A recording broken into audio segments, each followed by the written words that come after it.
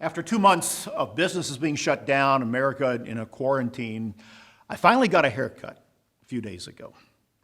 As I was sitting in the chair with my barber and talking with the gal that runs the shop where I get my haircut, I asked her how she was doing, and I said, "You going to survive? Is your business going to make it?" And she kind of looked at me. She says, "I was born a survivor.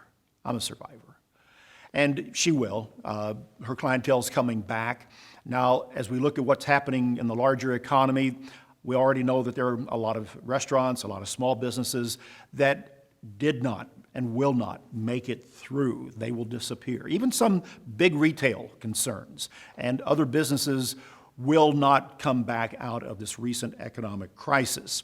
But one of the things that I learned as I kind of read and talked with people and even talking with the lady that cuts my hair, recognizing that just how razor thin are the margins, the economic margins of a lot of businesses, a restaurant, another small business, a manufacturing business that people have and what they operate on, that 30 days without income can put them literally into bankruptcy and out of business. And it was a reminder of just how people do live in that way and perhaps for whatever circumstance are not able to put money back for a rainy day. My barber had money put back for a rainy day. As she said, "I'm a survivor." She'd learned. And I think that that's a big lesson for us all to take away from this. One of the big lessons economically, that we have got to learn to reduce debt.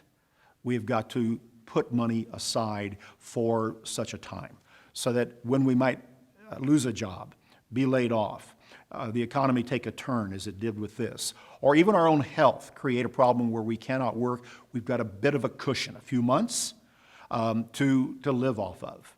Now, there are other social programs that can help as well, but when it comes down to it, we've got to take those steps. Biblically, that is what so many principles of the Word of God tells us, to look ahead, to plan ahead, to live within our means. Reduce your debt. Learn to save.